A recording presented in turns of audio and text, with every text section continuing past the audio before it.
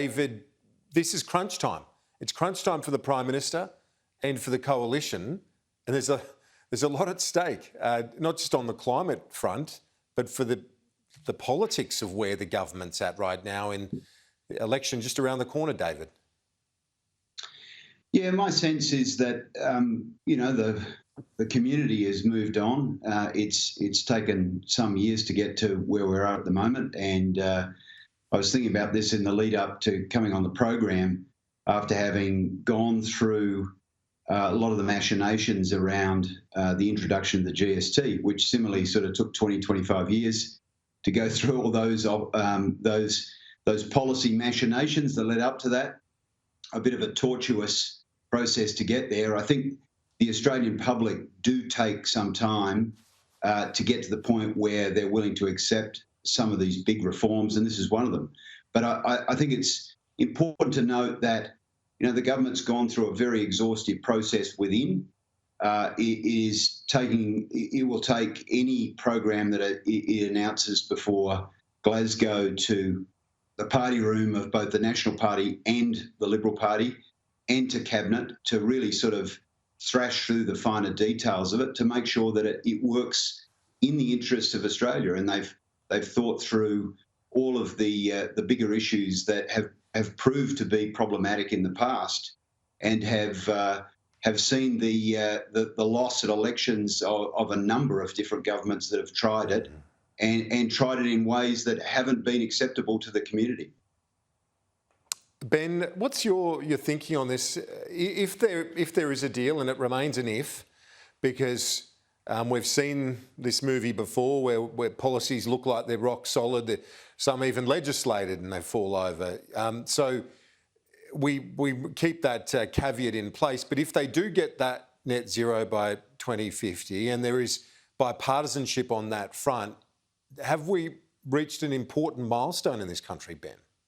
Well, you would think we would have, but the substance matters of the deal, and I think there will be one. I think this week's looking a bit messy for the Prime Minister. I don't think he want it going on too long. A couple of days is okay. David's right, though. Big reforms take a while, and the community will put up with some. But a couple of days looks sloppy. A week probably looks pretty messy, and I don't think he'll want it going into another week. His authority will start to wither a bit if he's left another sitting week without a deal. So I think there will be one, Sunday or Monday or something is a speculation now. But the substance matters of the deal, doesn't it?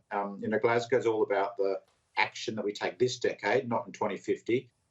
And what's being discussed now, the front, if you read the front page of the paper, is the Nationals want a coal-fired power station left on the table. There's a deal for a coal train as part of the Inland Rail.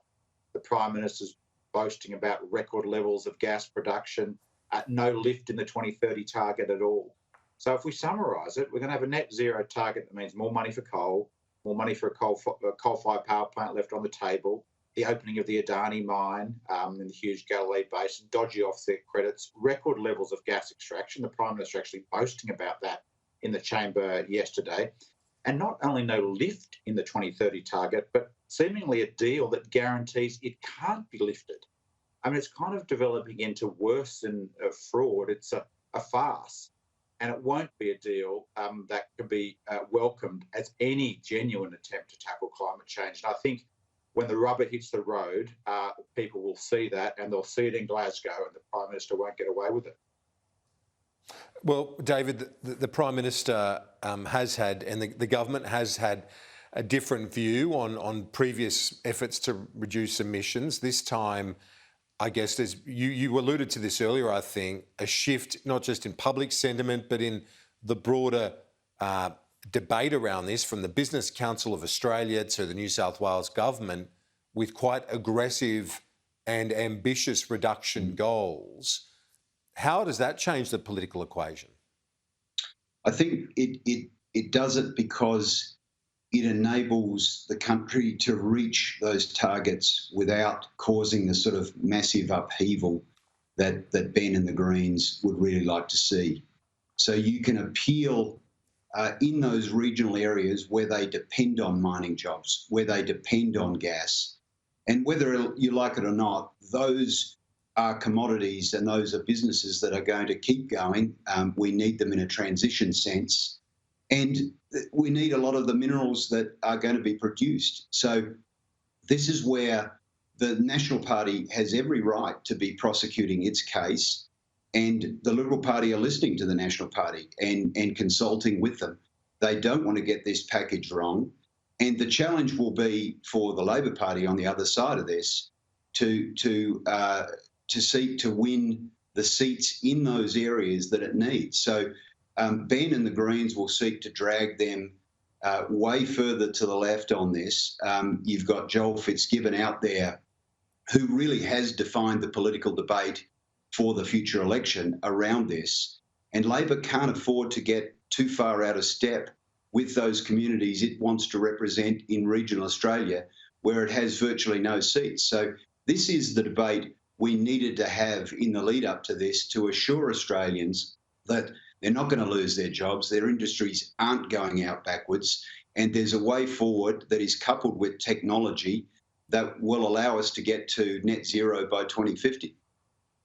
Ben, you could understand why Anthony Albanese and Chris Bowen might be a bit reticent about going too hard on a midterm target. They agree on the 2050. And isn't there some truth to what the Prime Minister, well, you know, there are others that agree with him, like Bill Gates, for example, when he says that it's not linear, that it doesn't all happen in the early years. It's a lot of technology that has its impact later in that period towards 2050, Ben. Of course, but actually, if we leave all the action to 2050, the planet will be cooked already. It's not linear. We've got to take more aggressive action now. And, you know, for all the BCA's faults, it's put out a report saying it's much better to take aggressive action now. And I know David likes to think that everything the Prime Minister does is spot on, but it's not in this regard. The world's moved on and it's demanding action this decade. There's just been this big UN global production report out today that finds that if all the oil and gas that countries are projected to produce, like Australia, oil, gas and coal are projected to produce, it'll be double the amount that would otherwise meet the Paris target of 1.5 degrees. So more action is going to have to be taken. This isn't kind of fantasy. This isn't kind of some green ideology. This is what the science is telling us we need to do to save the planet to reach 1.5 degrees. And gentlemen, I think that's the reality. Apologies, I've got to wrap it up. We're out of time, but great to see you both. David, Ben, we'll see you soon.